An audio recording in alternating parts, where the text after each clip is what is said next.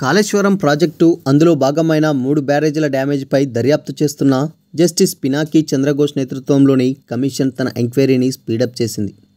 సోమవారం లక్ష్మీ సరస్వతి పార్వతి పంప్ హౌజ్ల నిర్వహణలో పాల్పంచుకున్న chief engineer మొదలుపెట్టి అసిస్టెంట్ ఎగ్జిక్యూటివ్ ఇంజనీరింగ్ వరకు మొత్తం 14 మంది కమిషనర్ ముందు హాజరై వివరాలిచ్చారు.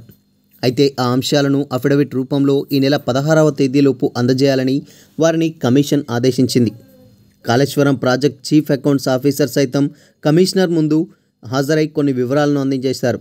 ఆర్థికపరమైన అంశాలతో కూడిన అఫిడవిట్ను ప్రభుత్వం తరపున అందజేయాల్సిందిగా ఆమెను కమిషన్ ఆదేశించింది. మరోవైపు బ్యారేజీలను నిర్మించిన 2 కాంట్రాక్టు సంస్థల ప్రతినిధులు కూడా జస్టిస్ ఘోష్తో భేటీ అయ్యారు. ఏ దశల్లో ఎలాంటి లోపాలు జరిగాయో విశ్లేషిస్తున్న కమిషన్ తగిన ఎవిడెన్సులు సాక్ష్యాలను సేకరించడంపై ఫోకస్ పెట్టింది. తుది నివేదికలో వీటిని పొందుపరిచే ఉద్దేశంతో లోపాలు లేని రిపోర్టుగా ఉండాలనే భావనతో వాటిపై దృష్టి సారించింది. కాళేశ్వరం ప్రాజెక్టుపై ఇప్పటికే కాగ్ నివేదికను కమిషన్ తెప్పించుకున్నది. దాన్ని ప్రాథమిక స్థాయిలో అధ్యయనం చేసి విశ్లేషణకు వినియోగించిన పలు ఆధారాలను డాక్యుమెంట్లను సైతం సమర్పించాలని కోరింది. ఈ రిపోర్టులో పాలుపంచుకొని ఆడిట్ చేసిన స్టేట్ ఆడిటర్లతోనూ కూడా త్వరలో సమావేశం కానున్నది. కాగా 3 బ్యారేజీల డ్యామేజ్పై ఫీల్డ్ లెవెల్ స్టడీ చేసిన విజిలెన్స్ కమిషన్ ఇప్పటి వరకు ప్రాథమిక నివేదికను మాత్రమే సమర్పించడంతో తుది నివేదిక ఇవ్వాల్సిందిగా ఇటీవల లేఖ రాసింది. అయితే విజిలెన్స్ డైరెక్టర్ జనరల్గా కొత్త అధికారి వచ్చిందనే ఆలస్యమైందని, లోతుగా రిపోర్ట్ చేయాల్సి ఉన్నందున వీలైనంత తొందరలో ఇస్తామంటూ అక్కడి నుంచి రిప్లై ఇచ్చింది.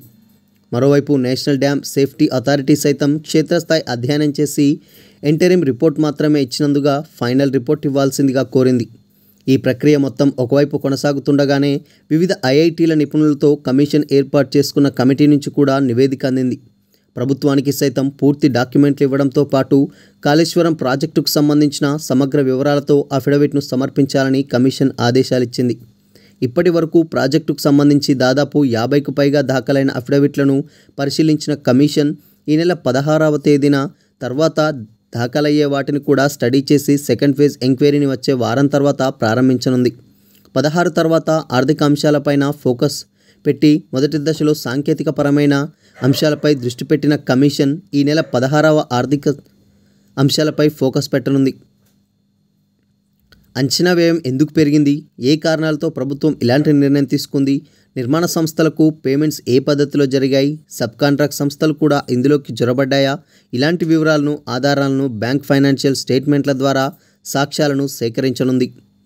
ఆ తర్వాత థర్డ్ ఫేజ్లో open house enquiry, cross examination, నిపుణుల నివేదికల్లో వచ్చిన వివరాలకు అనుగుణంగా అధికారులు సమర్పించిన అఫిడవిట్లలోనూ వివరాలు, వాటిపై లోతుగా ఫోకస్ పెట్టనుంది.